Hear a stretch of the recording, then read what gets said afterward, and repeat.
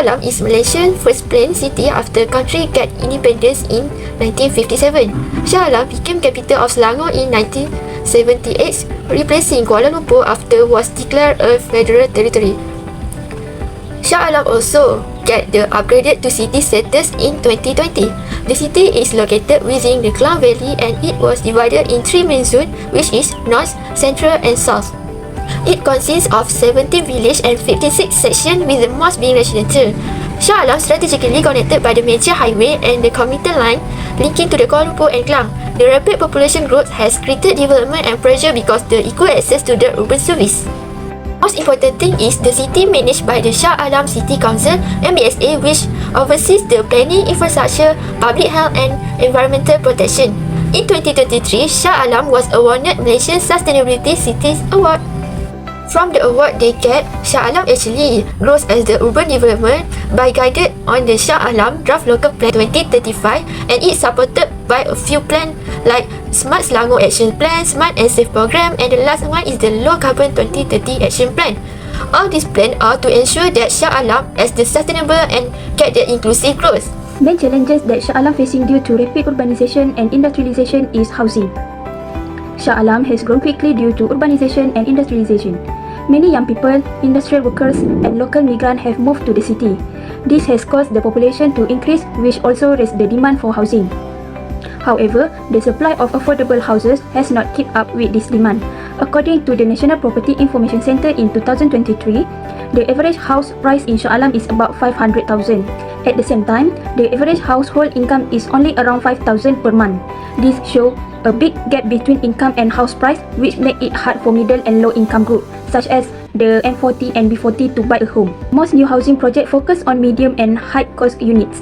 Affordable homes are limited and usually built far away from public transport and important service. Second is transportation. Shah Alam transport system has not kept up with its growing population and number of vehicles.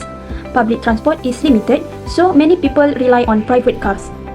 This has caused serious traffic jams, especially on roads like Persiaran Sultan, the Federal Highway and Lebuh Raya Baru Lembah Klang. According to the Shah Alam Urban Mobility Study by MBSA in 2022, only 15% of residents use public transport.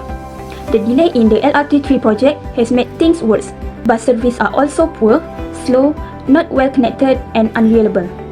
People in outer areas like Section 25 and Section 27 are most affected.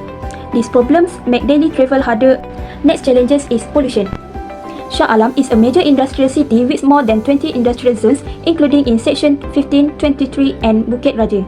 This has led to the serious air and water pollution. According to the Department of Environment 2023, rivers like the Klang River and Sungai Damansara are badly polluted. They are classified under Water Quality Index 3 and 4, which mean the water is not safe. The main causes of pollution are factory emissions, open burning and traffic. This also affected air quality and causes health problems such as breathing difficulties. Seasonal haze is another problem. It's become worse because of smoke from industrial and vehicle. Industrial growth has helped the economy, but it has also causes harm to the environment and public health. The last challenges is social and economic inequality. Shah Alam is a modern and high-income city, but there are still big social and economic gaps between communities. Access to good jobs, education and healthcare is not equal. People living in rich areas like Section 13 and Section 14 have better services compared to those in lower income areas such as Section 24, Kampung Melayu Subang and Taman Bukit Subang. After the COVID-19 pandemic, urban poverty become worse, especially for informal workers and women. Many development projects focus on wealthy groups and often ignore the needs of poor communities. As a result, essential services and opportunities are not shared fairly across the city. In this part, I will focus on the economic, social and environmental challenges happen in Shah Alam. The major issue happen in the economic development in Shah Alam is the labour unemployment mismatch. This happen when the people can find a suitable job. This forces them to commute daily to Petaling Jaya and Kuala Lumpur. This is not the causes to the heavy traffic congestion, but it also lead to the lower workforce engagement within Shah Alam itself. Furthermore, city rapid urbanization give a pressure to the environment and infrastructure. For example, the new tariff on Malaysia export give a big impact on economic stability. Next, the challenge from the social perspective. In areas outside of the city of Shah Alam, there are large zones of unplanned and small lot development. This area often suffer from poor housing quality and lower living standard if compared with urban part of the city. This zone more vulnerable to natural disaster like flooding because the limited of infrastructure. So the city goal for this is to reduce marginalization and vulnerability by urban planning. For the last one is the environmental challenge in Shah Alam. The city faced difficulty acquiring a sufficient water supply due to the above average water consumption. This increased the pressure of the existing water infrastructure, especially during the dry season. At the same time, flooding is a recurring issue happen in rural and vulnerable communities. A few areas like Taman Rasa and Section 32 are considered as a high-risk flood zone. This happened due to the poorly maintained drainage system. The root causes behind the major urban challenges faced by the Shah Alam, including housing shortage, traffic congestion, pollution inequality, and environmental sustainability. While these challenges are often visible in our daily causes lie deeper in our daily life, the real lie deeper in our policies, economy, pollution, trends, and industrial practice. To begin with, one of the major is outdated and poorly enforced urban policies. Shah Alam was initially planned as a modern city, but many current policies are longer alike with its rapid growth. Zoning laws are often not followed strictly, and environmental impact assessment (EIAs) sometimes treated as just formalities. As a result, residential developments are built on environmentally sensitive land, and public transport systems are not properly integrated into the city planning. So, the lack of policy enforcement also affected the housing. There is no effective mechanism to ensure that affordable housing for the low-income groups, pushing them further to the outskirts. Economically, the city's development model is focused heavily on industrial and commercial profits. While this has brought jobs and investments, it has also created a housing market dominated by high-end projects, and the most people cannot afford for it. Developers prioritize luxury homes due to the higher returns, while the need for low and middle-cost housing is ignored. There is also a little financial incentive for industry to adopt sustainable practice, such as clean energy or proper waste treatment, which contributes to ongoing pollution issues and environmental degradations. Demographically, Shah Alam's population is growing rapidly due to the rural-urban migration and its proximity to Kuala Lumpur. This surge places massive pressure on the city's infrastructure and resources. Public amenities like schools, clinics, and recreational areas are overwhelmed and unevenly distributed, especially its newly developed area, with more people living further from the city centres. Traffic congestion has worsened, yet public transport options remain limited and unreliable. As a result, many residents depend on the private cars, which can increase the air pollution and commute time. Lastly, industrial activities, one of the biggest contributors to Shah Alam's urban problem. While industrial zones provide employment and revenue, they are also the main sources of air and water pollution.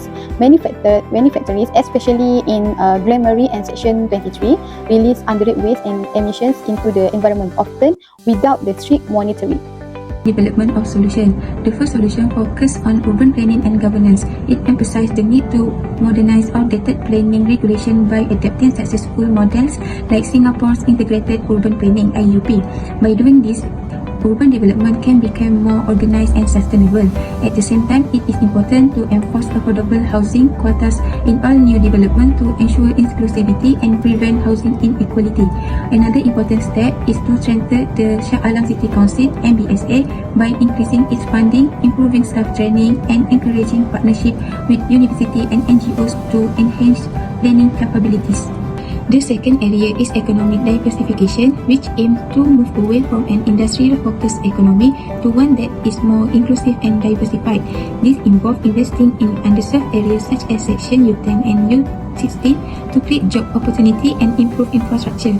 A new approach called the 15-minute city should be adopted, where all essential services such as school, clinic, and shop are accessible within a 15-minute walk or bike ride, improving convenience and quality of life. In addition, green growth can be promoted through incentive and financing schemes like the Green Technology Finance Scheme (GTFS), which support businesses in adopting environmentally friendly practice. Next, infrastructure and social services play a critical role in community well-being. The completion of the LRT3 project should be prioritized and integrated with feeder bus services to enhance public transport connectivity. It is also recommended to launch real-time transport applications such as Move It or Mula to help users navigate the transit system efficiently. Moreover, the development of new townships must ensure the inclusion of basic services such as school, clinic and parks. This can be effectively planned and implemented using Geographic Information System (GIS) to make sure facilities are evenly distributed. Lastly, the solution for environmental sustainability include enforcing environmental law by implementing real-time pollution monitoring and publishing public scorecard to promote transparency. SMEs, small and medium enterprise, should be supported to adopt international environmental standards like ISO 40001, encouraging cleaner and more responsible production. In addition, pilot project for green industrial park should be launched. This project may include the use of solar energy, rainwater harvesting system and waste heat recovery technology to reduce the environmental footprint of industrial activities. In conclusion, Shah Alam's rapid urbanization and industrialization has transformed it into a key economic hub in Selangor, but also brought challenges like housing shortage, post-transport, environmental harm and social inequality. Addressing this issue requires integrated policies, green infrastructure, better public transit and inclusive planning to ensure a sustainable and equitable future of the city. Même dans un sommeil éternel.